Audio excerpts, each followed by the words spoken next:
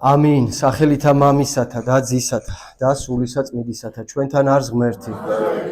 ღმერთმა დაგლოცოთ, მადლობა ღმერთს, რომ მოგვეცა კიდევ ერთხელ საშუალება, რომ აღვევლინა საღვთო ლიტურგია და ვინც ეზიარეთ, გილოცავთ ყველას ქრისტეს უხრწნელ სისხლთან და ხორცთან ზიარება. საკურნებელი იყოს სულის და ხორცის ღმერთმა დაგლოცოთ და გაგახაროთ, გილოცავთ დღევანდელ დღეს მოხსენებული წმინდანების ხსენებას, დღეს დედა ეკლესია მოიხსენებს ღირს მარიამ მეგვიპტელს.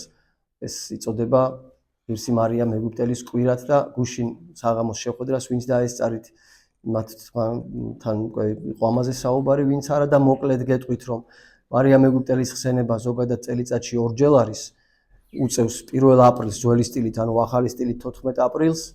ეხლა იქნება დაახლოებით ერთ კვირაში და მეორე არის მარხვის მეხუთე კვირა დღე და ეს განპირობებულია რა თქმა უნდა იმ ღვაწლით და იმ ცხოვრების წესით და ზოგადად იმ სინანულის საზომით, ასე რომ თქვათ, რა სინანულის საზომსაც მარიამ მეგვიპტელმა მიაღწია, ბევრი ღირსი დედა არის ეკლესიის ისტორიაში, მაგრამ ღირსი მარიამ მეგვიპტელი არის გამორჩეული და სწორედ ამიტომ რომ მისი დღესასწაული ცოტა უფრო ისე აღნიშნული იყო, როგორც მას ეკადრება, უფრო მეტად ზეიმურობით, ამიტომ დაადგინა ეკლესიამ კვირა დღე, იმიტომ რომ მარხვაში როგორც მოიხსენება, შუაკვირაში ლიტურგია არ აღესრულება ხოლმე სრული ლიტურგია და მისი ხსენების დღე რომ დამთხოვოდა შუაკვირას, მარხვისა შესაბამისად ვერ აღინიშნებოდა და ამიტომ მოხდა ისე, რომ კვირა დღეს არის მეორედ ხსენება ხოლმე მარხვის და მარხვის რატომ? იმიტომ რომ მეცხოვრებაზე აღარ დავიწყებ წმინდა მარიამ მეგვიპტელის ცხოვრებაზე საუბარს, ყველა მიცით თითქმის მის ცხოვრების შესახებ და სწორედ განსაკუთრებულად მარხვაში იმიტომ აღინიშნება მისი დღე და მისი კვირა, იმიტომ დაწესდა, რომ ეს ადამიანი არის მაგალითი თავმდაბლობისა, მაგალითი სინანულისა და ზოგადად მაგალითი იმისა, როგორ შეიძლება ადამიანი გარდაიქმნას სულიერად, ახალი ადამიანი დაიბადოს საერთოდ. ვინც დადიხართ მსახურებებზე, შეამჩნევდით, რომ მარხვის პირველივე კვირებიდან ღირსი მარიამ მეგვიპტელის საკითხავები ჩართულია ხოლმე მარხვანში და ეს ანდრია კრიტელის კანონშიც არის საგალობლებს შორის ჩაერთვის ესეთი ჩასართავი ღირსო დედაო მარიამ მევედრე ღმერთსა ჩვენთვის. აი ზუსტად აი მისი ღვაწლიდან გამომდინარეა ეს ყველაფერი, რომ განსაკუთრებულად აღინიშნება მისი ხსენება ამ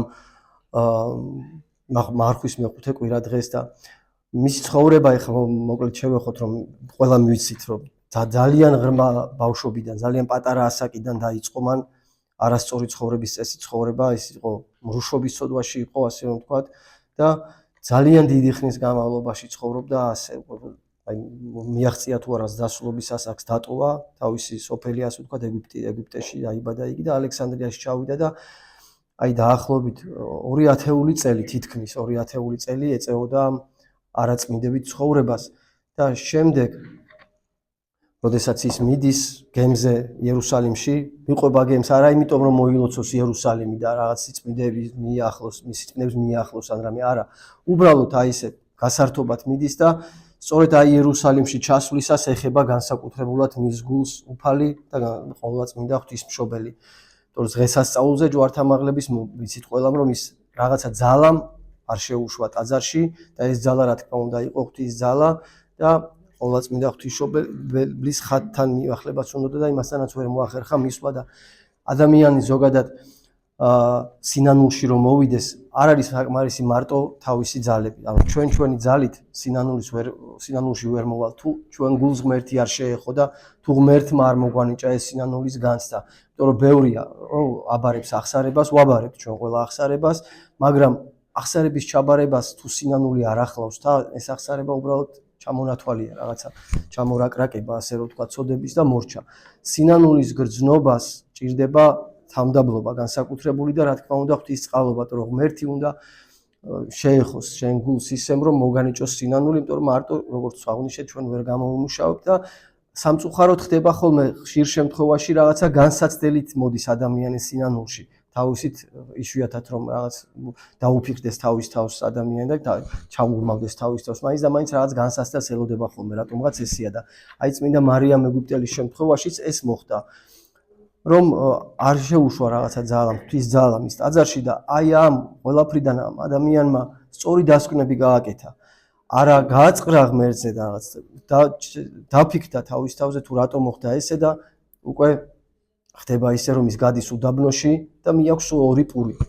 და აი ამ პურებით საზრდოობს მთელი 2 ათეული წელი, 40 წელზე მეტი ის უდაბნოში იყო და თავის ცოდვებს ასე ვთქვა დასტიროდა და ნათქვამია მის ცხოვრებაში რომ პირველი 17 წლის განმავლობაშიო იმდენად ისევ აი თავის ცხოვრების გამომდინარე მრუშობის და ვილწი გულისთქმების ბრძოლები ქონდა ისე რომ მიწაზე გართმული იყო და ვერ სდგებოდა მიწა, ისე ებრძოდა ეს ადამიანი ამ ცოდვას და ღმერთმა რა თქმა უნდა ეს ყველაფერი დაინახა მისი ბრძოლა, იმიტომ რომ არ არსებობს ცოდვა რომლისაც ღვთის წყალობა არ გადაემეტებოდეს და ეს მისი ცხოვრება, მარიამ ეგვიპტელის ცხოვრება გარდა იმისა რომ დიდი სინანულის და თამდაბლობის მაგალითია, ეს არის ბრძოლის მაგალითიც და იმის მაგალითს რომ ღვთის იმედი, ღვთის მოწყალების იმედი ყოველთვის უნდა გქონდეს.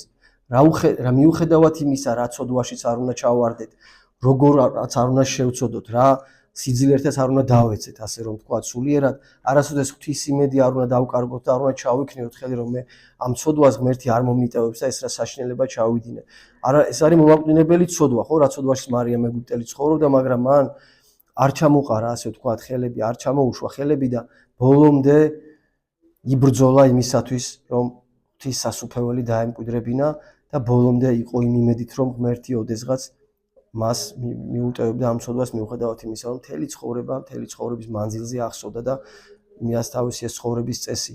ამიტომ ღმერთმა მოგვცეს ძალა იმისა, რომ ჩვენს გარდა იმისა, რომ როგორც აღნიშნეთ, აღსარებას ვამბობთ, მარტო აღსარება არა, სინანულის, ჭეშმარიტი სინანულის გრძნობა მოგვცეს ღმერთმა და სინანული გარდაქმნის ადამიანს. სინანულის გრძნობა ადამიანში იწვევს ფერისვალებას. ცოდვა ადამიანს აბნელებს, სინანული ანათებს. აი ესე არის ადამიანი უკიდურესი სხვაობა არის. მოუნანიებელ და მონანულ ადამიანს შორის და აი მინდა მოკლედ შევეხო წმინდა ეფრემ ასურის სწავლება სინანულის შესახებ. ეფრემ ასურიც განსაკუთრებული მქადაგებელია სინანულისა და მოგეხსენება მთელი მარხვის განმავლობაში მის მოკლე ლოცვას ვკითხულობთ, რომელიც შეიძლება ითქვას, რომ მთელი ფილოსოფიაა და მთელი ტრაქტატები შეიძლება დაიწეროს ამ მოკლე ლოცვაზე, რასაც ეფრემ ასური გადმოგცემს. და აი მისი სწავლება სინანულის შესახებ. სინანული სავსებით გარდაქმნის ადამიანს. საყვარლებო, სინანული უზარმაზარი ბრძმედია მასში, სპილენძი ოქროდ გარდაიქმნება. ის ტყვიას იღებს და ვერცხლს გასცემს. რომ იცოდეთ რა დიდ სარგებელს აღუვლენ სინანული. სპილენძს გამოახურვებს და საზღაურს არ ითხოვს. არც შეშა სჭირდება, არც ცეცხლი, არც მუშაკები.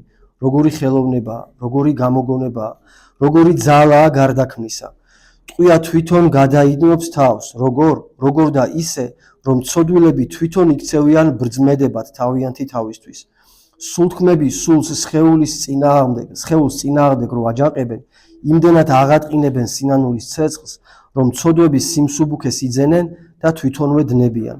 ცოდვისა და მანკიერების სიმკვრივეები მაშინ დაიხსნება, როცა ცრემლით იგლოვებს ის, ვინც სულთ ითქვამდა და სინანული განსწმენს დარღვეულ მანკიერებას მანამ, სანამ მადლი გონებას შეენივთება და ტყვიას ოქროთ აქცევს.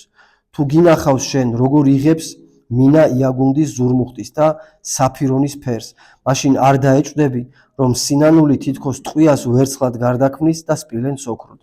და ადამიანის ხელოვნებასაც შეუძლია ერთი ნივთიერება მეორეში განაზაოს და ძველს ახალი სახე მისცეს. მაშინ რამდენად მეტად ძალუძს საღმრთო მადლს კიდევ უფრო მეტის აღსრულება. ადამიანი მინას ოქროს ფურცლებს აფარებს და ის რაც უწინ მინა იყო, ოქროს შესახედაობას იღებს. ასევე საღმრთო მადლი მას, ვინც გუშინ უსჯულო იყო, დღეს ღვთის მონად აქცევს და აქცევს არა ზედაპირულად და გარეგნულად მხოლოდ, არამედ სინდისშიც ღვთის წინაშე.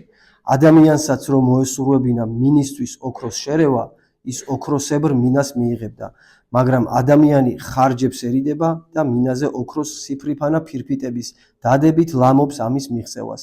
სინანული კი ღმერთის სათნოებას ეფუძნება. მონანუს სულიწმიდის მადლთან შეამტკიცებს და ადამიანს სავსებით აქცევს ზედღმრთისად, რათა მას არა გარეგნული ბრწყინვალება, არამედ შინაგანი სამეუფო ზეზე ამკობდეს. აი, ეს არის ესეთ ხატოვნად არის გადმოცემული წმინდა მამის მიერ, თუ რა შეუძლია სინანულს და როგორ შეუძლია ადამიანის შეცვალოს ერთი მდგომარეობიდან მეორე მდგომარეობაში. ღმერთმა ძალა მოგცეს, რომ ეს დღე წმინდა მარიამ ეგვიპტელის ცხოვრება, მისი სინანული, მისი თავმდაბლობა, იმიტომ რომ კიდევ ვამბობ და ვიმეორებ, რომ სინანული თავმდაბლობის გარეშე არ არის, ვერ იქნება. ამიტომ ღმერთმა მოგცეს და მაგალითი იყოს ჩვენი, არა მხოლოდ ამბად ვიცოდეთ მისი ცხოვრება, რომ აი ეს გააკეთა, წავიდა და ასე შემდეგ, რაც გადმოთხრობილია მხოლოდ, არა, გავითავისოთ, ჩვენში შემოუშვათ და გამოვიღოთ ჩვენს ნაყოფი სინანულისა, იმიტომ რომ მათი ცხოვრება, ყველა წმინდანის ცხოვრება ჩვენთვის უნდა იყოს მაგალითი. ღმერთმა დაგლოცოთ, ღმერთმა გაგახაროთ. ჩვენთან არს ღმერთი.